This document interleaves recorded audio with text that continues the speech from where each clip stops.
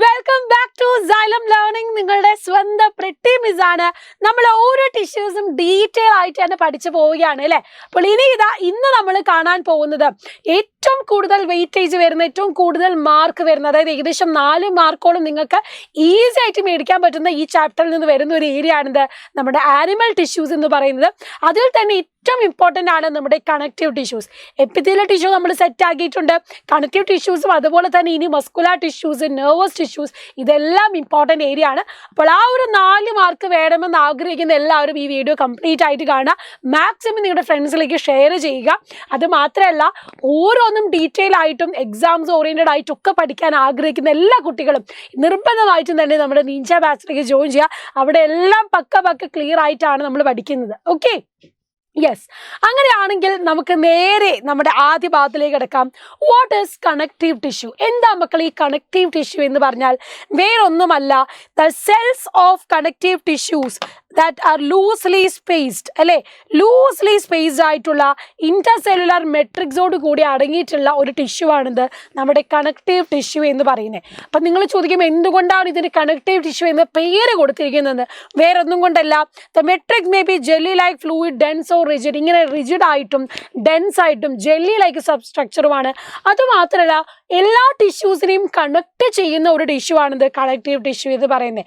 നമ്മുടെ മസിൽസിനെ നമ്മുടെ ബോഡിയിലേക്ക് അല്ലെങ്കിൽ നെർവ്സിലേക്ക് കണക്ട് ചെയ്യുക, ഇതുപോലെ പലതിനെയും അങ്ങോട്ടും ഇങ്ങോട്ടും കണക്ട് ചെയ്യുന്ന ടിഷ്യൂ ആയതുകൊണ്ടാണ് ഇതിന് നമ്മൾ കണക്റ്റീവ് ടിഷ്യൂ എന്ന് പറയുന്നത്. അപ്പം ദേ ആർ ലൂസ്ലി സ്പേസ്ഡ്. ഇവരെന്താണ്? ലൂസ്ലി സ്പേസ്ഡ് ആണ്. ഇന്റർസെല്ലുലാർ മെട്രിക്സ് ഉണ്ട്. അതുമാത്രമല്ല, മെട്രിക്സ് എന്ന് പറയുന്ന jelly like fluid, dense or rigid ആയിട്ടാണ് നമ്മൾ കാണുന്നത്. ആൻഡ് ഇതിൻ്റെ മോസ്റ്റ് എക്സാമ്പിൾസ് ഏതൊക്കെയാണെന്ന് ഓർത്ത് വെക്കുക. ബ്ലഡ്, നമ്മുടെ രക്തം ഒരു കണക്റ്റീവ് ടിഷ്യൂ ആണ്. ബോൺ, നമ്മുടെ അസ്ഥി എന്ന് പറയുന്ന ഒരു കണക്റ്റീവ് ടിഷ്യൂ ആണ്. നമ്മുടെ കാർട്ടിലേജ്, നമ്മുടെ ഈ ചെവി ഉണ്ടല്ലോ, ചെവി, അതുപോലെ മൂക്കിലൊക്കെ കാണുന്ന കാർട്ടിലേജ് എന്താണ്? അതും ഒരു കണക്റ്റീവ് ടിഷ്യൂ ആണ്. സോ ബ്ലഡ് എന്താണ്? കണക്റ്റീവ് ടിഷ്യൂ ആണെന്ന് നമ്മൾ പറഞ്ഞു അല്ലേ. ബ്ലഡ് സെൽസുകൾ എല്ലാം ചേരുന്ന ബ്ലഡ് ഒരു ഫ്ലൂയിഡ് ആയിട്ടുള്ള കണക്റ്റീവ് ടിഷ്യൂ ആണ്. Blood has fluid matrix called plasma. Blood എന്ന് പറയുമ്പോൾ അതിൻ്റെ മെട്രിക്സ്, അതിൻ്റെ മേജർ ഏരിയ എന്ന് പറയുന്നത് എന്താണ്? ഫ്ലൂയിഡ് ആയിട്ടാണ് നമ്മൾ കാണുന്നത്. And in which red blood cells, white blood cells and platelets are seen. Blood എന്ന് പറയുമ്പം അത് ഫ്ലൂയിഡ് ആണ്, എങ്കിൽ കൂടെ അതിൽ വ്യത്യസ്ത കമ്പോണൻസ് ഉണ്ട്. അത് ഏതൊക്കെയാണ്? RBC, WBC, പ്ലേറ്റ്ലെറ്റുകൾ, ഇവയാണ് നമ്മൾ അവിടെ കാണുന്നത്. പ്ലാസ്മയുണ്ട്, അതായത് നമ്മുടെ ബ്ലഡിൻ്റെ ഫ്ലൂയിഡ് ആയിട്ടുള്ള ഏരിയനെയാണ് നമ്മൾ പ്ലാസ്മ എന്ന് പറയുന്നത്. അതുകൊണ്ടാണ് ബ്ലഡ് ഒരു വാട്ടറി പോലെ നമുക്ക് കാണാൻ പറ്റുന്നത്. ആൻഡ് ഈ പ്ലാസ്മ എന്തൊക്കെയുണ്ട്? പ്ലാസ്മയിൽ പ്രോട്ടീൻ, സോൾട്ട്, ഹോർമോൺസ്, ഇതെല്ലാം അടങ്ങിയതാണ് ബ്ലഡിലെ പ്ലാസ്മ എന്നും പറയുന്നത്. അപ്പം അത് ക്ലിയർ ആയിട്ടുണ്ടല്ലോ മക്കളെ. അപ്പം ബ്ലഡ് എന്ന് പറയുന്ന ഒരു കണക്റ്റീവ് ടിഷ്യൂ ആണ്. അതിൻ്റെ മെട്രിക്സ് എന്ന് പറയുന്ന ഫ്ലൂയിഡ് ആണ്. അതിൻ്റെ ഉള്ളിലുള്ള കമ്പോണൻസ് ഓർത്ത് വെക്കുക. RBC, WBC, ബ്ലഡ്സസ് ഉണ്ട്. പിന്നെ അതിൽ ഫ്ലൂയിഡ് റീജിയനെയാണ് നമ്മൾ പ്ലാസ്മ എന്ന് പറയുന്നത്. ഈ പ്ലാസ്മയിലും എന്ത് നമുക്ക് കാണാം? വ്യത്യസ്ത തരമുള്ള പ്രോട്ടീനുകളും സോൾട്ടും ഹോർമോണുകളും കാണാൻ പറ്റും.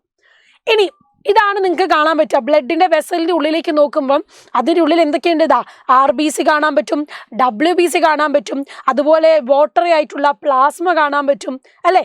ഇതുപോലത്തെ ഒരു റീജിയനാണിത് നമ്മുടെ ഈ ഒരു ബ്ലഡ് വെസൽ എന്ന് പറയുന്നത്.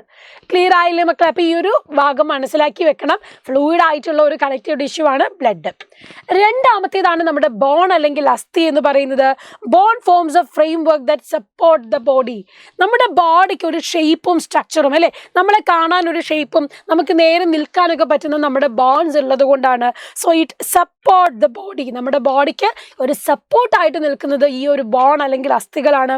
Bone is strong and non flexible tissue. വളരെ സ്ട്രോങ് ആയിട്ടുള്ള, ഫ്ലെക്സിബിലിറ്റി ഇല്ലാത്ത, കട്ടിയുള്ള ഒരു ഭാഗമാണിത് നമ്മുടെ ബോൺ എന്ന് പറയുന്നത്. നമുക്ക് ഈ എല്ലിങ്ങനെ ഈ ഭാഗം മാറ്റാൻ പറ്റും, അല്ലെങ്കിൽ ഫ്ലെക്സിബിൾ ആണ്.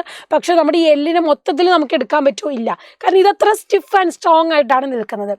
Bone cells are embedded in the hard matrix that is composed of calcium and phosphorus compound. Blood എന്ന് പറയുന്നത് നമ്മൾ പറഞ്ഞു ഫ്ലൂയിഡ് ആയിട്ടുള്ള മെട്രിക്സ് ആണ്. അവിടെ എന്താ നമ്മൾ കാണുന്നത്? പ്ലാസ്മ എന്ന് പറഞ്ഞ ഫ്ലൂയിഡ് ആയിട്ടുള്ള ടെക്സ്ചറാണ്. എന്നാൽ ബോണിലേക്ക് വരുമ്പോൾ നല്ല ആയിട്ടുള്ള, വളരെ ഹാർഡായിട്ടുള്ള മെട്രിക്സ് ആണ്. അത് കാൽഷ്യവും ഫോസ്ഫറസും എല്ലാം കൂടെ ചേർന്നിട്ടാണ് ബോൺ ഉണ്ടാക്കിയിരിക്കുന്നത്. അപ്പോൾ ഒരു സോളിഡ് ഹാർഡ് മെട്രിക്സ് ആണ് ഇത് ബോണിൻ്റേത്. ബ്ലഡിൻ്റെ നമ്മൾ പറഞ്ഞു എന്താണ്? ഫ്ലൂയിഡ് മെട്രിക്സ് ആണ്. അപ്പോൾ ബോൺ നിങ്ങൾക്ക് ഇതേപോലെ കാണാലോ. കാൽഷ്യവും ഫോസ്ഫറസ് എല്ലാം കൂടെ ചേർന്നുണ്ടായ വളരെ ഹാർഡായിട്ടുള്ള ഒരെന്നാണ് നമ്മുടെ ബോൺ എന്ന് പറയുന്നത്. ഇനി ഇവിടെ തന്നെ മറ്റൊരു കണക്റ്റീവ് ടിഷ്യൂ നിങ്ങൾക്ക് കാണാൻ പറ്റും, ലിഗമെന്റ്. ലിഗമെന്റ് എന്ന് പറഞ്ഞാൽ ഒരു ബോണിനെയും മറ്റൊരു ബോണിനെയും തമ്മിൽ കണക്ട് ചെയ്യുന്ന കണക്റ്റീവ് ടിഷ്യൂ ആണെന്ത്, ലിഗമെന്റ് എന്ന് പറയുന്നത്. അപ്പം നമ്മുടെ ഈ ഒരു ബോണ്, ഇവിടെ ഒരു ബോൺ, ഈ രണ്ട് ബോണിനെയും കണക്ട് ചെയ്യാൻ ഇതിൻ്റെ ഇടയിൽ എന്തുണ്ട്, ലിഗമെന്റ്സ് ഉണ്ട്. അതാണ് നിങ്ങൾ ഇവിടെ കാണുന്ന ലിഗമെന്റ്സ്. ബോണിനെയും താഴെ രണ്ട് വ്യത്യസ്ത ബോണുകൾ തമ്മിൽ ജോയിൻ ചെയ്യിക്കുന്ന ഒരു കണക്റ്റീവ് ടിഷ്യൂ ആണെന്ത്, നമ്മുടെ ലിഗമെന്റ് എന്ന് പറയുന്നത്. ഇനി ഇതേപോലെ തന്നെ the two bonds can be connected to each other by ligament. Tissue is very elastic and ligaments contain very little matrix. നമ്മൾ നടക്കുമ്പോഴൊക്കെ ആയിട്ടും നമുക്ക് നല്ല ഫ്ലെക്സിബിൾ ആയിട്ട് നിൽക്കാൻ, അത് എലാസ്റ്റിസിറ്റി ഉള്ളതുമാണ്. ചിലപ്പോൾ ഉളുക്കൊക്കെ പോകുമ്പോൾ ഈ ലിഗമെന്റ് ബ്രേക്ക് ആവാം. അങ്ങനെയാണ് കുറേ തവണ നിങ്ങളുടെയൊക്കെ ആണെങ്കിലും പ്ലാസ്റ്ററൊക്കെ കെട്ടിയിരിക്കുന്നുണ്ടാവുമല്ലോ, അതൊക്കെ ഇതുപോലെയാണ്. അപ്പം ഉരുണ്ട പഠിച്ച് വീഴുമ്പോൾ ലിഗമെന്റ് പൊട്ടുക എന്ന് പറയുന്നത് നമ്മുടെ കണക്ഷൻ പൊട്ടുന്നതാണ്. പക്ഷെ അത് വീണ്ടും എന്തായി വരും, റെക്ടിഫൈ ചെയ്ത് വരുന്നതാണ്. അപ്പോൾ ഓർത്ത് വെക്കുക, ഇത് എലാസ്റ്റിക് ആയിട്ടുള്ള ഭാഗമാണ്. ബോൺ ടു ബോണിനെ കണക്ഷൻ കൊടുക്കുന്നത് ലിഗമെന്റ് ആണ്.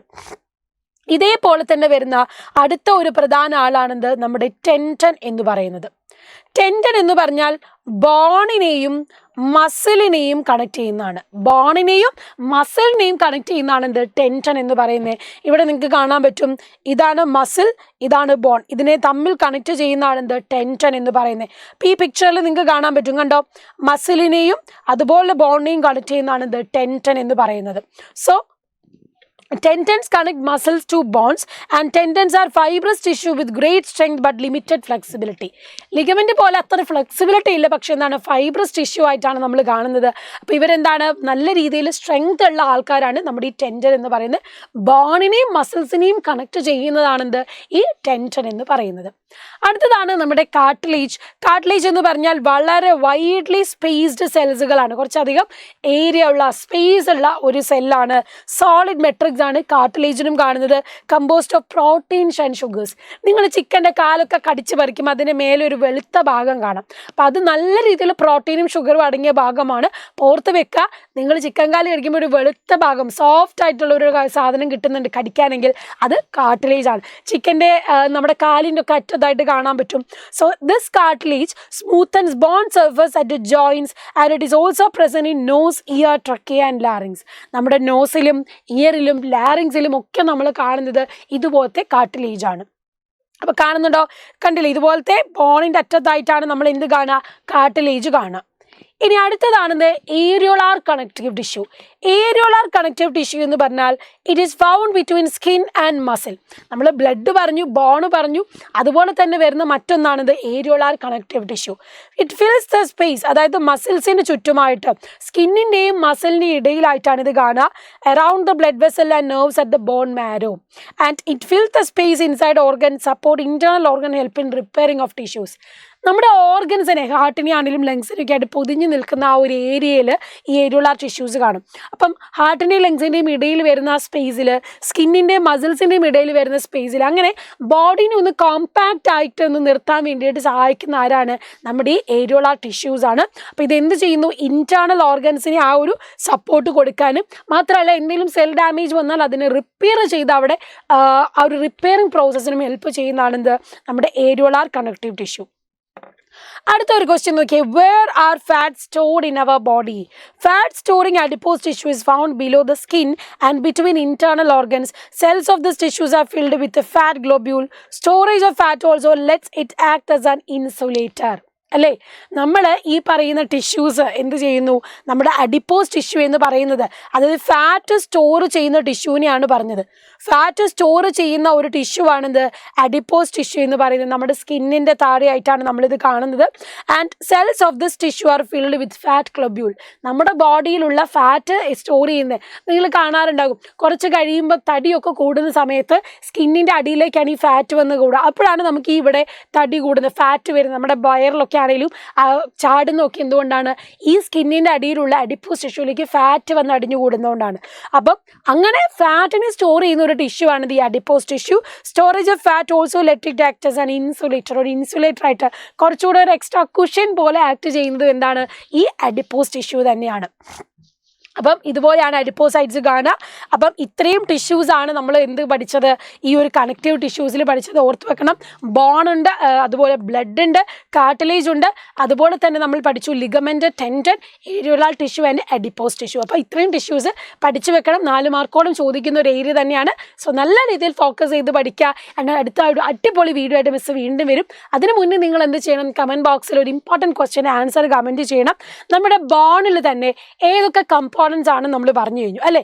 ബോണിൻ്റെ ഫ്ലൂയിഡ് മെട്രിക്സ് അല്ലെങ്കിൽ ബോണിൻ്റെ അല്ലെങ്കിൽ നമ്മുടെ ബ്ലഡിനാണ് നമ്മൾ പറയുന്നത് ഫ്ലൂയിഡ് മെട്രിക്സ് ആണ്, ബോണിന് സോളിഡ് മെട്രിക്സ് ആണ് എന്ന്. അങ്ങനെയാണെങ്കിൽ ബ്ലഡിൻ്റെ ഈ ഒരു ഫ്ലൂയിഡ് പാർട്ട് അല്ലെങ്കിൽ ബ്ലഡിലെ വാട്ടറി പാർട്ട് എന്ന് പറയുന്നത് ഏതാണ് എന്ന് കമൻറ്റ് ബോക്സിൽ കമൻറ്റ് ചെയ്യുക. അപ്പോൾ അടുത്ത വീഡിയോ ആയിട്ട് വീണ്ടും കാണാം. Bye bye.